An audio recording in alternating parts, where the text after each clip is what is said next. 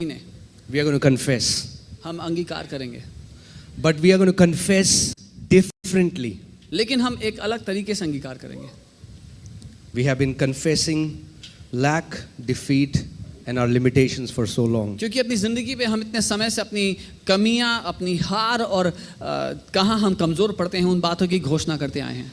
But in this month, लेकिन इस महीने we are going to confess what God says about us. हम वो घोषणाएं करेंगे जो परमेश्वर हमारे बारे में कहता है.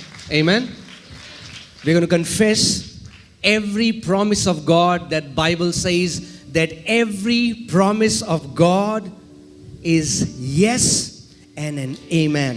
और हम परमेश्वर के वो सारे वायदों की घोषणाएं करेंगे जो कि परमेश्वर का वचन कहता है, उसके सारे वायदे हाँ और आमीन के साथ पूरे होते हैं. What does that mean, church? इसका मतलब क्या है कलीसिया? That means from God's side, all of His promises are yes. इसका मतलब परमेश्वर की ओर से, परमेश्वर की तरफ से उसके सारे वायदे हाँ हैं. That means it is not God who is withholding to give you His promise. If He has given you His promise in the Word, then it's yes from His side. इसका मतलब परमेश्वर अपनी ओर से रोकता नहीं कुछ भी देने के लिए. अगर उसने हाँ कहा है अपने वचन में तो वो देता है.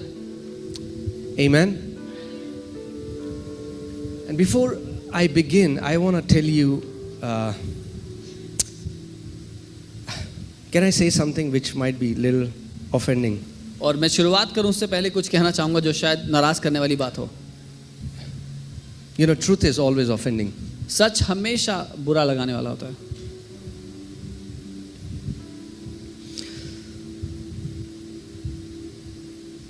You know, some people develop doubt, fear, and unbelief through their unscriptural praying.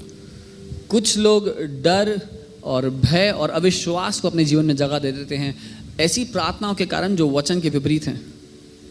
The more they pray those prayers, the more fear, doubt, and unbelief grabs hold of their life. और जितना ज़्यादा वो ऐसी प्रार्थनाएं करते हैं अविश्वास की और डर की और इन सारी बातों की जगह उनके ज़िंदगी में बढ़ती चली जाती है. You know why? पता है क्यों? Because they keep praying the problem. क्योंकि वो जो समस्या है उसकी प्रार्थना करते हैं बार बार. Day in, day out, they remind themselves that I have this problem. Day in and day out, their prayers, the content of their prayer is always the problem. दिन और रात वो अपने आप को याद दिलाते हैं कि उनकी ज़िंदगी में ये समस्या है. उनकी प्रार्थना का जो विषय है वो उनकी समस्या होती है. But we are going to do something differently this month. लेकिन हम इस महीने कुछ अलग करने वाले हैं. I want you to think about those prayers that you have prayed for years and you haven't received the answer. मैं चाहता हूँ आप उन प्रार्थनाओं के बारे में सोचें जो आप सालों से करते आए हैं और उनका उत्तर नहीं मिला है. For this month, इस महीने we are going to pray the solution. हम उसका जो उत्तर है उसकी प्रार्थना करेंगे. Amen. We are going to change the way we pray. जिस तरीके से हम प्रार्थना करते हैं वो बदल देंगे. We are going to change the way we confess. जिस तरह से हम मुंह से बातें कहते हैं वो बदल देंगे. We will only speak what God says. हम सिर्फ वही कहेंगे जो परमेश्वर कहता है. Amen.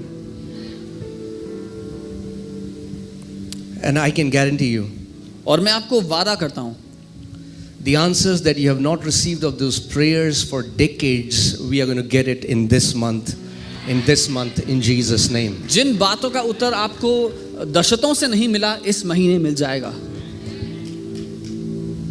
Amen. You know, many times devil lies to us, and I've heard some people say it's not that easy. It's exactly like that for them. और कुछ लोगों से शैतान झूठ बोलता है और वो कहता है अपने मुंह से कहते हैं कि इतना आसान नहीं है मेरी जिंदगी में ये होना, और उनके साथ वैसा ही होता है. That's why God is demanding childlike faith from us. इसीलिए परमेश्वर हमसे मांगता है एक बच्चे जैसा विश्वास. Not a mature intellectual mind. In fact, intellectual mind stops the power of God. एक समझदार पढ़ा लिखा दिमाग नहीं, क्योंकि ऐसा जो दिमाग है वही परमेश्वर के अलौकिक को रोकता है. Amen. So today, in this entire month, November, we are going to do a lot of confessions. We are going to learn about confessions. It's not a formula.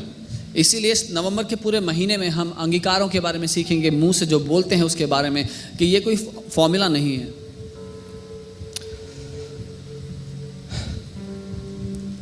Let's read Romans chapter 10 verses 8 together and then you can be seated. हम रोमी 10 उसका 8 साथ में पढ़ेंगे फिर बैठेंगे. Kina, can you put it on the screen please? Romans chapter 10 verses 8.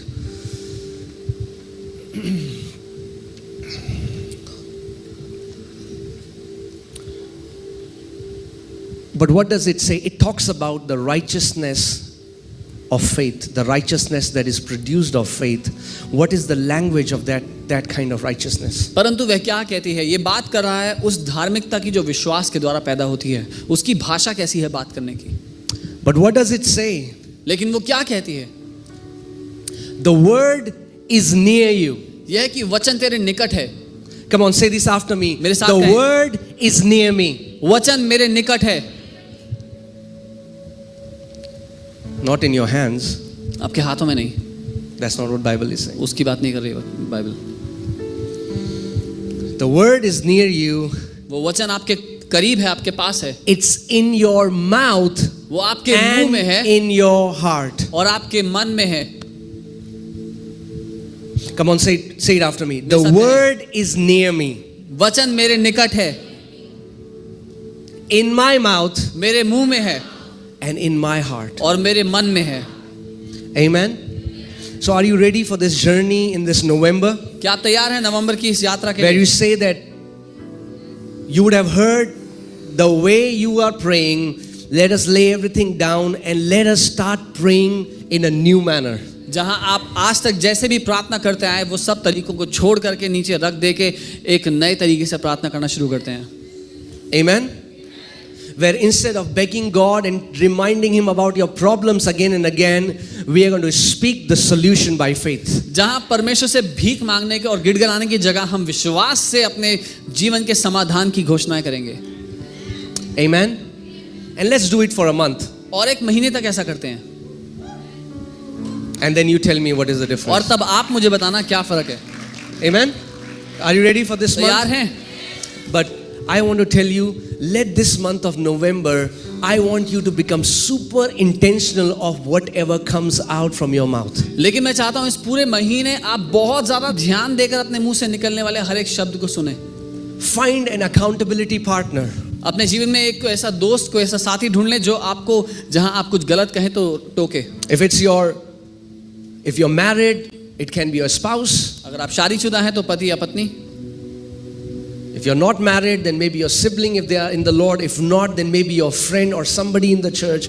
Find an accountability partner and tell them, I want you to hold me accountable for what comes out of my mouth. शादीशुदा नहीं है तो भाई या बहन या प्रभु में कोई दोस्त आपका जिसको आप ये कहें कि मैं तुम्हें जिम्मेदारी देता हूं कि मेरे मुंह से अगर कुछ गलत निकले तो मुझे टोक देना. If anything comes out of my mouth, अगर कुछ भी मेरे मुंह से निकलता है that is defeat, जो हार जैसा सुनाई देता है, lack, या कमी जैसा, then you remind me. तो मुझे याद दिलाना. Hold me accountable of what comes out of my mouth. जो मेरे मुंह से निकलता है उसके लिए मुझे जिम्मेदार ठहराना. Amen. Amen. Can we do that? क्या कर सकते हैं ऐसा?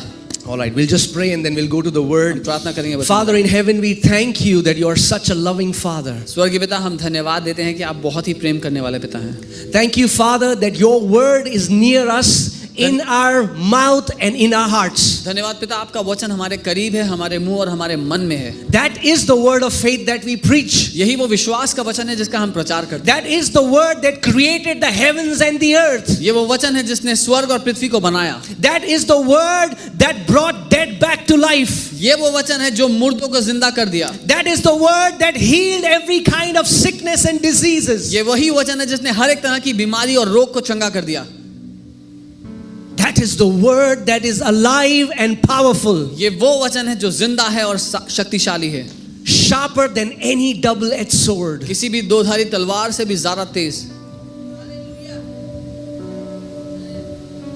So Father, we lift up your word today. इसलिए पिता हम आपके वचन को उठाते हैं आज. And Lord, let us be known as people of the word. और प्रभु हम वचन के लोगों के नाम से जाने जाएं. People of the word. वचन के लोग. People of the word. कि हम वचन के लोग हैं प्रभु. People who are impregnated with the word of God. वो लोग जिनके अंदर परमेश्वर का वचन बसा हुआ है. Soaked with the word of God. जो उसके वचन में डूबे हुए हैं. immovable, unshakable. जो हिलाए नहीं जा सकते, डगमगाए नहीं जा सकते। Jesus, you said that a wise man is one who hears my word and believes it. यीशु आपने कहा बुद्धिमान व्यक्ति वो है जो मेरे वचन को सुनता है, उसको ध्यान देता है। He shall be likened unto that wise man who built his house upon the rock. क्योंकि वो उस बुद्धिमान व्यक्ति के जैसा होगा जो अपना घर एक चट्टान पर बनाता है। And the tempest came and the waves came, but that house was unshakable. और विपत्तियां आई, तूफान आए, लेकिन वो घर को हिला नहीं सके। So Father, इसलिए पिता, we ask for this grace हम इस अनुग्रह को मांगते हैं that let this month of November be a month of victory for all of us in Jesus' कि name. नवंबर का ये महीना हम में से हर एक के लिए जय का महीना हो प्रभु। Lord, let this month of November we will keep on confessing the word of victory, the word of life, the word of healing, the word of power, the word of miracles, Lord. प्रभु इस पूरे महीने हम उस जय के वचन को, उस शक्ति के वचन को, उस छुटकारे के वचन को, उस सामर्थ्य के वचन की घोषणा करते चले जाएं। Father, I ask that the prayers that not have been answered in last decades, Father, Lord, I pray that we are going to get so many testimonies upon testimonies in the name of Jesus, because your word never comes back void. और पिता वो बातें जो दशकों से रुकी हुई हैं इस महीने में पूरी हो जाएं प्रभु, क्योंकि आपका वचन जब भेजा जाता है तो कभी भी खाली हाथ वापस नहीं आता। In Jesus' name we pray. यीशु के महान नाम में हम प्रार्थना करते हैं। Amen. Amen. Come on, church, can I hear a loud amen? कलीसिया, क्या मैं जोर से आमेन सुन सकता हूँ? Amen. You can be seated. आप बैठ सकते हैं। Hallelujah. Hallelujah. See, everything in the kingdom works through love. राज्य में सब कुछ प्रेम के द्वारा काम करता है। If you take this confession as a formula, it won't work. अगर आप इन अंगीकार करने को एक फॉर्मूला की तरह लेंगे, टोटके की तरह लेंगे, तो वो काम नहीं करेगा। Nothing in the kingdom works as a formula. राज्य में कुछ भी टोटके की तरह काम नहीं करता। Are you getting what I'm saying, church? You cannot put God in a box. आप परमेश्वर को एक डब्बे में सीमित नहीं कर सकते। You know, so many people say, okay, tell me, how should I pray? What should I say? Oh, Father, in the name of Jesus. Okay. They are trying to learn a formula. और कई लोग कहते हैं कि प्रार्थना कैसे करना है, वो सिखा दो। अच्छा, ऐसे बोलना है पिता यीशु के नाम में। वो एक टोटका, एक नुस्खा सीख रहे हैं। The Bible says in Galatians 5:6 that faith works through love. गलातियों 5:6 वचन कहता है विश्वास प्रेम के द्वारा काम करता है। If you don't build your life on the love of God, you will never understand how faith works.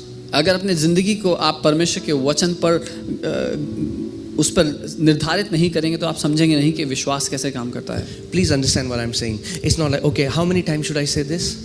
समझिए, It's not a mantra. समझिए जो मैं कह रहा हूँ। ऐसा नहीं है कि अच्छा ये कितनी बार दोहराना होगा, ये कोई मंत्र नहीं है। Faith is a byproduct of love. विश्वास एक प्रतिफल है प्रेम का। Amen?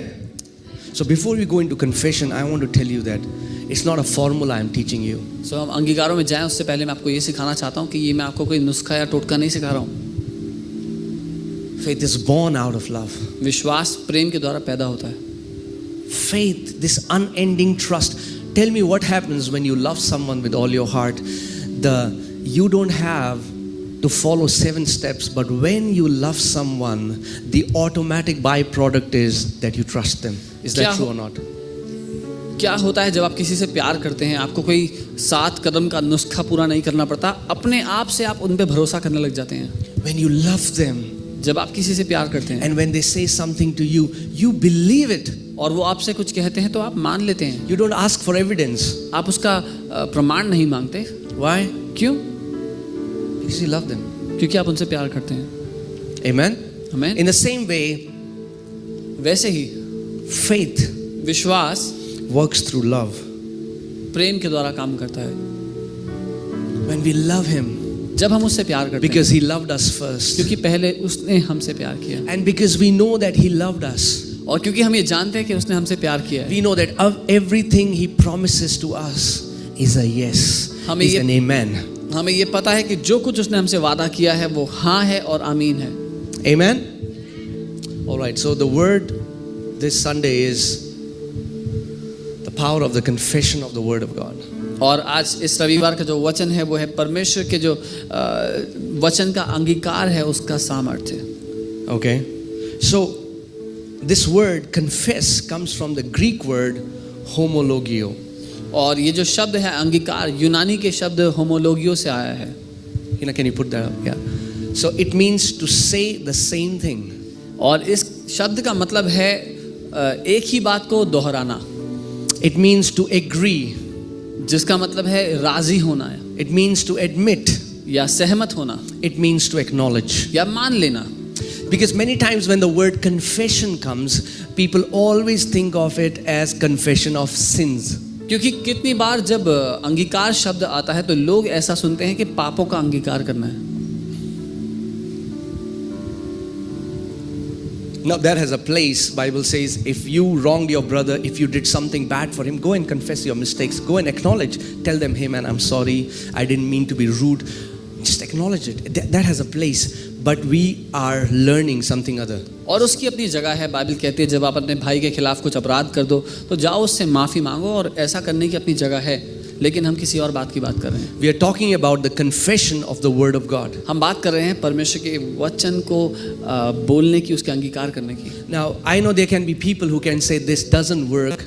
और मैं जानता हूँ कुछ लोग कहेंगे कि ये काम नहीं करता, It works for me. मेरे लिए काम करता है, And I'm teaching you what works for me. और मैं आपको वो सिखा रहा हूँ जो मेरे लिए काम करता है। And many times because they say it doesn't work, it doesn't work. और कई बार लोग कहते हैं कि मेरे लिए काम नहीं करता है, इसीलिए उनके लिए काम नहीं करता है।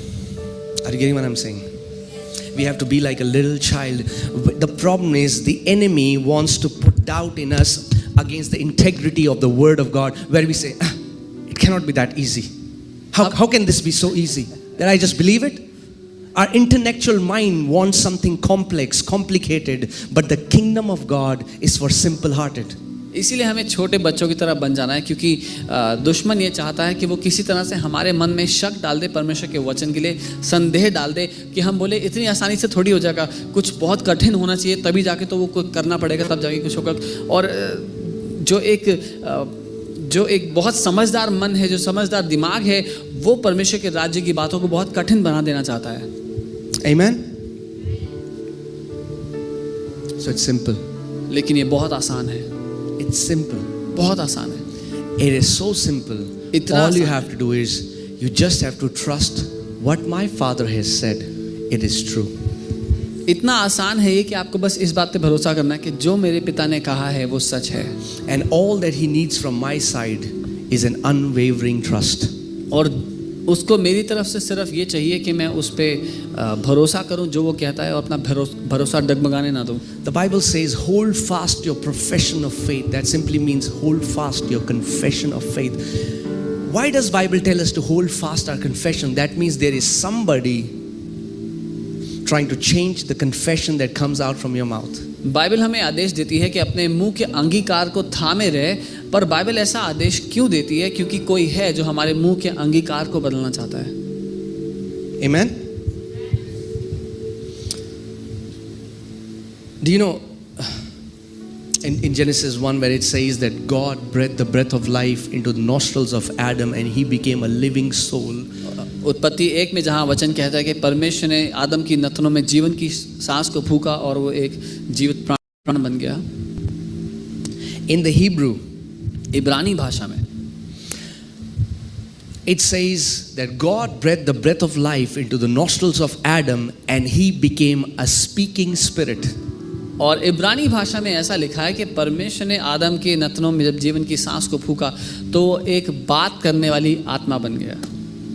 The day God breathed the breath of life, you became a speaking spirit with the same capacity, with the same ability that whatever comes out from your mouth, it is going to manifest. जिस दिन परमेश्वर ने वो जीवन की सांस आपके अंदर फूंकी, आप एक जीवित, एक बोलने वाली आत्मा बन गए, उस ही क्षमता के साथ, परमेश्वर के स्वरूप उसी क्षमता के साथ कि जो कुछ बोले वो पूरा हो जाए। Amen. The only gap is because when man fell, this ability became so diminished that when God speaks, in the same very instant it is created. But when we speak, it takes a time. There is a time lag. There is a time lag that entered. But whatever you keep on confessing, right or wrong, will in due time manifest in your life. What a man sows, that he shall reap also. और फर्क बस इतना है कि जब मनुष्य पाप में गिर गया, उसके कारण जो ये क्षमता थी मनुष्य की, वो फीकी पड़ गई। और जहाँ परमेश्वर एक और बोलता है और उसी समय हो जाता है, मनुष्य जब बोलता है उसी समय नहीं, समय लगता है, लेकिन निश्चय पूरा होता है। और वचन कहता है जो कोई कुछ बोएगा उसी को वो काटेगा। Amen. That's why Bible has so much to say about your tongue. इसीलिए बाइबल इतना कुछ कहती है हमारी जुबान के बारे में। Forget about everything else. The Bible even says that life and death, God had kept it in the power of His tongue. No, your tongue. और बाकी सब भूल जाओ, बाइबल तो यहाँ तक कहती है कि जीवन और मृत्यु का सामर्थ्य परमेश्वर ने कहाँ रखा है? अपनी जुबान में नहीं, हमारी जुबान में। Because we have heard these scriptures so many times, it becomes cliche and we lose the meaning of it. क्योंकि हम इन आयतों को इतनी बार सुनते हैं कि इनका महत्व चले जाता है और एक कहावत की तरह हो जाती है। Amen. But just think about it, that the word of God is saying that the very life and death are hidden in our tongue, and Bible says whoever uses it will eat the fruit of it. और ये सोच के देखिए, Bible कहती है कि जीवन और मृत्यु हमारे जीभ में है और जो कोई उसका इस्तेमाल करेगा वो उसका फल खाएगा। That means if you keep on speaking death, इसका मतलब अगर आप मृत्यु बोलते चले जाएं, the fruit will be death. तो उसका फल भी मृत्यु ही होगी। And you will be thinking it's God testing me, God putting me into trials, God putting me. It's your tongue that has caused so many trials to come in your life. और आपको लगेगा कि वो मेरी परीक्षा ले रहा है, ऊपर वाला मेरी परीक्षा ले रहा है, लेकिन आपकी खुद की जुबान के कारण आप उस परिस्थिति में हो। You know, in the book of Peter, Apostle Peter says, if you want to see good days, और प्रेरित पतरस अपनी किताब में ऐसा लिखते हैं कि अगर अच्छे दिन देखने चाहते हो जिंदगी में, then fast for 40 days. तो 40 दिन उपवास करो। No. ऐसा नहीं लिखा है। He says, if you want to see good days, तो 40 दिन उपवास करो। no. ऐसा नहीं लिखा है। He says, if you want to see good days, then refrain your tongue from speaking evil. वो कहता है अगर अपने जीवन में अच्छे दिन देखना चाहते हो तो अपनी जुबान को उल्टा बोलने से रोको। That means it is God's desire that you see good days, but it depends upon your tongue. If you will learn to refrain it, you are going to see good days. इसका मतलब परमेश्वर तो ये चाहता है कि आप अच्छे दिन देखें अपने जीवन में, लेकिन आपकी जुबान इसका निर्णय करेगी कि आप अच्छे दिन देखेंगे या नहीं। Amen. It's not God choosing, okay, I'll give her a simple life, I'll give him a complicated life, I'll put him into so many, I'll make his life like a mess, rubber band puzzles. You know, you have these instant go.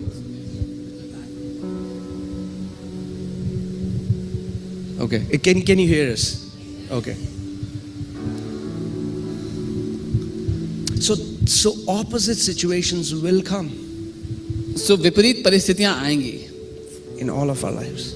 हम They'll come सबके in जीवन different में। packages, different names, different height, different width, whatever. और वो दिखने में अलग होंगी परिस्थितियां, उनके नाम अलग होंगे, अलग समय पर आएंगी, जो भी है, लेकिन आएंगी। But in that time, what comes out of your mouth matters the most. लेकिन उन समयों में, उन परिस्थितियों में आपके मुंह से जो निकलता है वो सबसे ज्यादा महत्वपूर्ण है। Amen?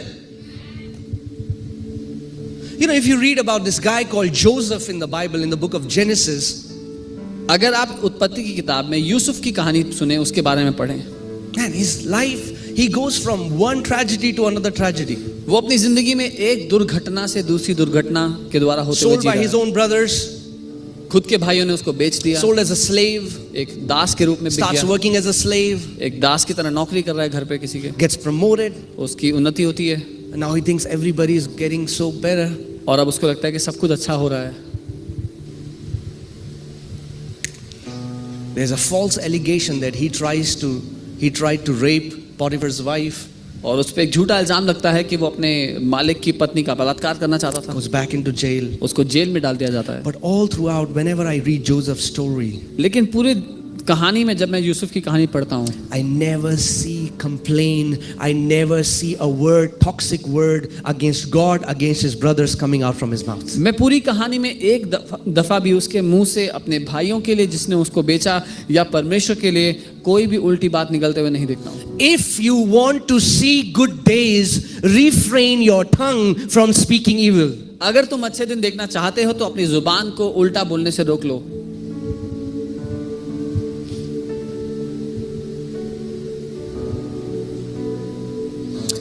In fact, when his brothers came back to him, where he becomes the most powerful man in Egypt. यहाँ तक कि जब ऐसा समय आता है कि वो इजिप्ट का सबसे ज्यादा शक्तिशाली मनुष्य बन जाता है। Egypt was the world's superpower at that time. और उस समय में जो मिस्र देश था वो पूरी दुनिया की सबसे बड़ी शक्ति थी। Wanted to take a revenge. वो अगर बदला लेना चाहता, At the snap of his finger, he would have killed all his brothers. अगर वो बदला लेना चाहता तो पलक झपकते ही उसके सारे भाइयों को मार देते। But yet you see there is no toxic thoughts in his heart. There is no bitterness. There is no grudge. There is no feeling of revenge in his heart. लेकिन फिर भी आप देखते हैं उसके दिल में कोई कड़वाहट नहीं, उसकी बातों में कोई कड़वाहट नहीं, कोई बदला लेने की भावना नहीं। You know, do you know this that Satan cannot create anything? क्या आप इस बात को समझते हैं कि शैतान कुछ बना नहीं सकता? But do you know that God co-creates with you? लेकिन क्या आप जानते हैं परमेश्वर आपके साथ मिलकर के चीजों की रचना करता है? We are co-laborers, the Bible says. Bible कहती है कि हम साथ मिलकर के काम करते हैं। Amen. If God has to do something on the earth, God has never done it without a man till now. अगर परमेश्वर को कुछ भी पृथ्वी पर करना था तो उसने कभी भी एक मनुष्य के बिना वो नहीं किया। Every time God has a plan, he chooses a man. जब कभी परमेश्वर की कोई योजना पूरी करनी थी तो उसने एक मनुष्य को चुना। Did you hear what I said? आपने सुना मैंने जो कहा? Every time God has a plan, he chooses a man जब कहीं or a woman. जब कभी परमेश्वर को अपनी योजना पूरी करनी थी उसने किसी पुरुष या किसी स्त्री को चुना। I don't know why. मुझे नहीं पता क्यों। But he doesn't like to work alone. लेकिन उसको अकेले काम करना पसंद नहीं है। He likes to work with his children. वो अपने बच्चों के साथ मिलकर काम करना And पसंद Satan करता knows this. है। और शैतान ये बात जानता है। Satan cannot create anything. शैतान कुछ भी बना नहीं He's a सकता। fallen angel. वो एक गिराया गया स्वर्गदूत है। So what he does is, वो क्या करता है? he knows the power of words. He knows that words were meant to create before they were meant to communicate. शैतान इस बात को समझता है कि जो शब्दों की रचना कुछ बनाने के लिए, रचना करने के लिए की गई थी, इससे पहले कि वो बात करने के लिए इस्तेमाल किए जाते। Amen, church? That's why Satan speaks lies into your ears, and when you hear it, and you keep hearing it, and you keep hearing it, it goes into your heart, and when it goes into your heart, it comes out from your mouth, and the moment it comes out from your mouth, और इसीलिए शैतान आपसे झूठ बोलते रहता है और जब आप उसको सुनते रहते हैं तो आपके मुंह से बाहर निकलने लग जाते हैं। you reap the reward from it. और जब वो आपके मुंह से बाहर निकलते हैं तो उसका प्रतिफल लेते हैं। Okay, open Proverbs 6:2. नीति वचन 6 उसका 2 देखें मेरे साथ। 6:2. Hallelujah. See, people don't like this teaching. Let me tell you why. लोगों को ये शिक्षा कभी पसंद नहीं आएगी। Because it puts the responsibility on you. And people don't like to take responsibility of their lives. क्योंकि ये बात जिम्मेदारी आपके कंधों पे रख देगी और लोगों को पसंद नहीं जिम्मेदारी उठाना। People will either blame the devil or God or their mother-in-law or their daughter-in-law or somebody. क्योंकि लोग खुश है कोई ना कोई बलि का बकरा ढूंढने के लिए जिस पे इल्जाम लगा सकें, परमेश्वर पे, अपनी परिस्थिति पे, सास पे, ससुर पे, इस पे, उस पे। Oh, my life is like this because this person did that to me. मेरी जिंदगी ऐसी इसलिए क्योंकि उस इंसान ने मेरे साथ ऐसा करा। Okay, let's read. हम देखते You are snared by the words of whose mouth? No, that person keeps saying bad for me. तू तो अपने ही मुंह के वचनों से फंसा है, और हम कहते हैं कि वो इंसान मेरी बुराई करता है। Oh. Can we read it again? क्या दोबारा पढ़ सकते हैं? Okay, let's read again. You are snared by the words of your mouth. तू तो अपने ही मुंह के वचनों से फंसा, not by somebody else's words, किसी और के वचनों से नहीं, but your own words. लेकिन अपने खुद के वचनों से। And this snared, it's a trap set to catch little birds. These bird hunters, they would put a trap. And the writer is saying, they know it's a trap. And the enemy puts this trap, but the trap is your own words. और ये जो फंसा शब्द है ये आता है, इसका मतलब है जैसे एक पक्षी पकड़ने वाला जाल बिछाता है पक्षियों को पकड़ने के लिए, वैसे ही दुश्मन हमारे ही मुंह के वचनों को लेकर के हमारे लिए वो जाल लगाता है, वो फंदे लगाता है। You will be shocked how much unbelief we all still carry, and it keeps spilling out in different moments. आप हैरान हो जाएंगे ये सुन करके कि कितना ज़्यादा अविश्वास का जीवन हम सब जीते हैं और अलग अलग घटनाओं में वो हमारे मुंह से निकलते रहता है। Sometimes I would say something and Monica would quickly correct me and I was like, oh my God, there is so much of unbelief in my heart right now which I have to renew. और कई बार मैं कुछ कहता हूँ तो मोनिका उसी समय मुझे ठीक करती है और मैं ध्यान देता हूँ तो सुनता हूँ कि मेरे दिल में अभी भी इतना अविश्वास है जो मुझे हटाना है। Our heart is a very complicated thing. हमारा जो we are full of faith, we are doing everything, we are confessing, we are reading the word, but deep at the core of our heart, those words keep spilling out at certain moments and they tell us that there is yet so much that we need to हमारा दिल renew. बहुत ही संजीदा है, क्योंकि हम वैसे तो कहते हैं कि हाँ मैं अंगीकार कर रहा हूँ, मैं विश्वास कर रहा हूँ, लेकिन हमारे दिल की जो गहराई में जो बातें हैं वो कभी ना कभी परिस्थितियों के बीच में हमारे मुंह से निकलती रहती हैं और वो अविश्वास हमारे कानों में हमें सुनाई देता रहेगा अपने मुंह के वचनों से। So here the Bible is telling us that the enemy knows that the way he can trap you is by your own words. Bible ये सिखा रही है कि जो दुश्मन है वो ये जानता है कि आपको फंसाने के लिए उसके पास जो तरीका है वो है आपके खुद के मुंह की बात। And he knows और उसको पता है that nobody will speak evil for their own life. कि कोई भी अपनी जिंदगी के लिए बुरा नहीं बोलता। So what he does is, तो वो क्या करता है, he speaks to you in your thoughts. वो आपके विचारों में आपसे बातें करेगा। That's why spiritual warfare is not going to mountains and casting out these big demons. Spiritual warfare is casting down every high thinking and imagination that goes against the word of God. इसीलिए आत्मिक मल्लयुद्ध ये नहीं कि हम ऊंचे स्थानों में जाकर के उन बड़ी दुष्टात्माओं को बांधे, लेकिन आत्मिक मल्लयुद्ध ये है कि हर एक वो विचार जो अपने आप को उठाता है हमारी सोच में मसीह के विरोध में, उसको हम नीचे गिरा दें। Amen. The enemy knows that God has put life and death in your tongue. दुश्मन को ये पता है कि परमेश्वर ने आपकी जुबान में जीवन और मृत्यु दोनों डाल दिए हैं। He knows it's very easy. I can easily kill this person if I can make him to speak death over him, over his children, over his family, over his business, over his job. उसको ये पता है कि वो आसानी से किसी भी व्यक्ति के जीवन, उनके परिवार, उनके बच्चों, उनके व्यवसाय, किसी भी बात में वो समस्या ला सकता है अगर उनके मुंह के द्वारा वो गलत बातें निकलवा पाए तो। Pray all you want to pray. जितना प्रार्थना करनी है करा लो। But if you keep confessing, if you are praying east and you're confessing west, guess what is going to happen? लेकिन अगर आप प्रार्थना करवा रहे हो, कर रहे हो इस बात के लिए और आपके मुंह से बातें निकल रही हैं इस ओर की, तो क्या होगा आपकी जिंदगी में पता है? So the enemy would come and speak lies to you. So दुश्मन आकर के झूठ बोलेगा आपसे। And he will whisper.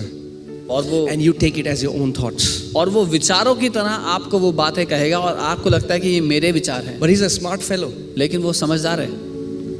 He doesn't talk as a third person. वो एक तीसरे व्यक्ति की तरह He विचार नहीं doesn't tell देगा। you nobody loves you. वो ये नहीं कहेगा कोई तुझसे प्यार नहीं करता। He says nobody loves me. वो कहता है कोई मुझसे प्यार नहीं करता। And you hear it. और आप वो सुनते हैं And you say yes.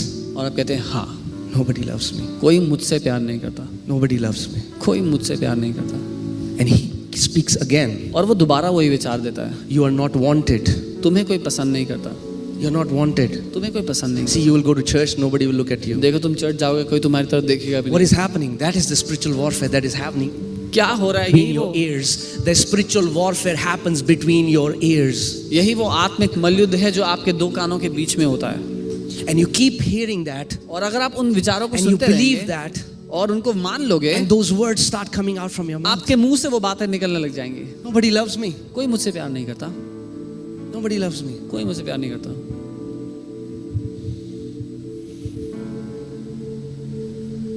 That's the warfare. ये वो That's युद्ध the है। only power Satan has.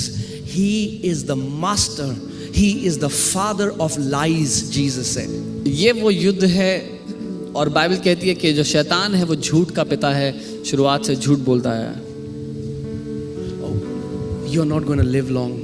ओ तुम लंबी जिंदगी नहीं जियोगे, You're going to die young. जवानी में मर जाओगे। Oh, I'm sorry. I'm saying you. He says me. वो मैं तुम बोल रहा हो, लेकिन जो शैतान विचार देता है वो मैं के देता है। Because his tongue does not have the power of life and death. Your tongue has. क्योंकि उसकी जुबान में कुछ भी बनाने की शक्ति नहीं है, जीवन और मृत्यु नहीं है, आपकी जुबान में है। He knows he is not created in the image of God. You are created in the image of God. शैतान ये जानता है कि वो परमेश्वर के स्वरूप में नहीं बना, लेकिन आप परमेश्वर के स्वरूप में बने हैं। So he's a master deceiver. तो वो धोखा देने में अव्वल है।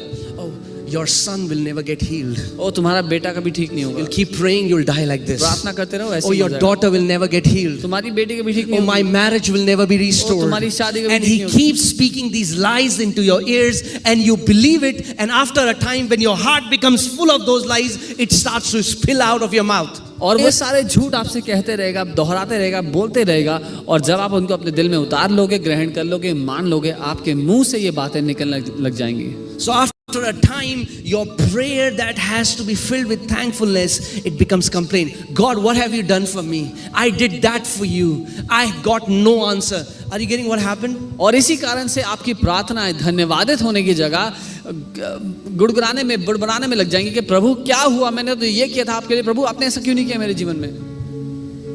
He has changed your perspective, and now you're seeing things through his eyes. क्योंकि उसके झूठों ने आपके देखने के नजरिए को बदल दिया और अब आप उसकी नजरों से देख रहे हैं। Yeah, I know it doesn't manifest at the same time. I know that. हाँ मुझे पता है जो आप कहते हैं वो उसी समय पूरा नहीं हो जाता। Otherwise, we won't need faith. अगर ऐसा होता तो आपको विश्वास की जरूरत ना पड़ती। That's why Bible says, hold fast what you believe. Keep holding on. Keep holding on. Keep speaking what the word says about you. Keep speaking what God says about you. इसीलिए बाइबल कहती है कि थामे रहो, जो तुम्हारे मुंह का अंगीकार है उसको थामे रहो, जिस बात को तुम अपने दिल में मानते हो उसको पकड़े रहो। Amen. You set the rules, not God. Yeah. आप अपने जीवन के नियमों को बनाते हैं, Some परमेश्वर people नहीं। have, some Christians have this weird sovereignty idea where they think God is running people like puppet.